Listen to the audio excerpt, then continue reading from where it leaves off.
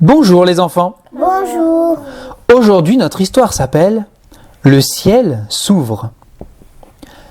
À l'époque de la naissance de Jésus, un autre bébé vint au monde. Son nom était Jean. Et Dieu avait une mission particulière à lui confier. Jean allait préparer tous les hommes à la venue de Jésus. À la naissance de Jean, son père comprit que la promesse que Dieu avait faite à Abraham se réalisait. Dieu envoyait le Sauveur. Et il était si heureux qu'il chanta cette chanson. Parce que Dieu nous aime d'un amour infini, inlassable, incassable, immuable et immortel, le ciel s'ouvre. Il nous envoie du ciel une lumière pour qu'elle brille sur nous comme le soleil, qu'elle brille sur ceux qui vivent dans l'obscurité et dans l'ombre de la mort, qu'elle guide nos pas sur le chemin de la paix. Alors, Jean grandit et, pour te dire la vérité, il n'était pas tout à fait comme tout le monde, ce Jean. Il vivait dans le désert. Il portait des vêtements en poil de chameau qui grattent et qui chatouillent. Il avait une grosse, très grosse barbe broussailleuse et de longs, très longs cheveux en bataille. Et le plus bizarre, c'est qu'il ne mangeait que des criquets, un petit mot pour des grosses sauterelles croquantes et répugnantes. Il les trempait dans du miel, sûrement pour en déguiser le goût. Mais Dieu envoya Jean pour qu'il annonce quelque chose de très important à son peuple. Arrêtez de fuir loin de Dieu et courez plutôt vers lui, disait Jean. Vous avez besoin d'être secourus. J'ai une bonne nouvelle. Celui qui porte secours arrive. Préparez votre cœur à l'accueillir. Oui, soyez prêts, car votre roi revient pour vous. Des foules entières écoutaient Jean. Les gens étaient attristés d'avoir péché. Ils voulaient arrêter de fuir loin de Dieu.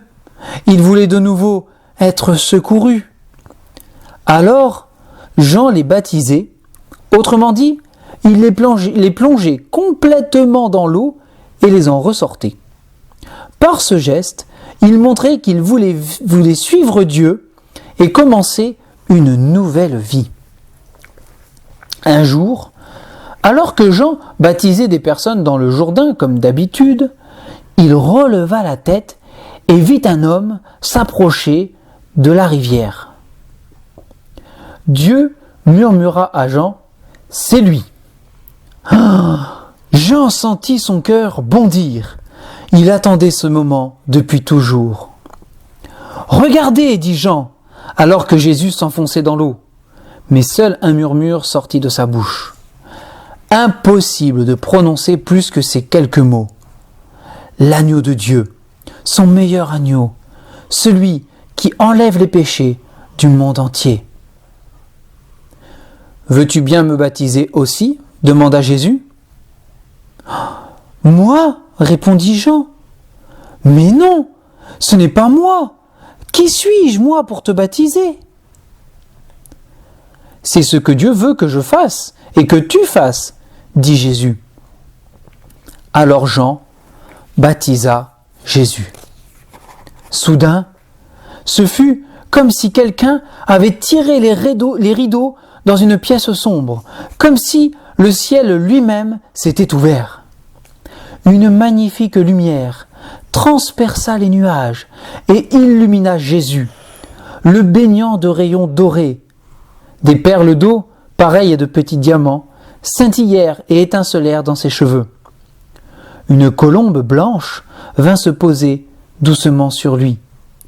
Une voix se fit entendre du ciel. Elle était claire, forte et sonore, afin que tout le monde puisse l'entendre. « Voici mon propre fils, et je l'aime, je le regarde avec plaisir, dit Dieu. Écoutez-le. » Le ciel s'était ouvert. le grand sauvetage avait commencé.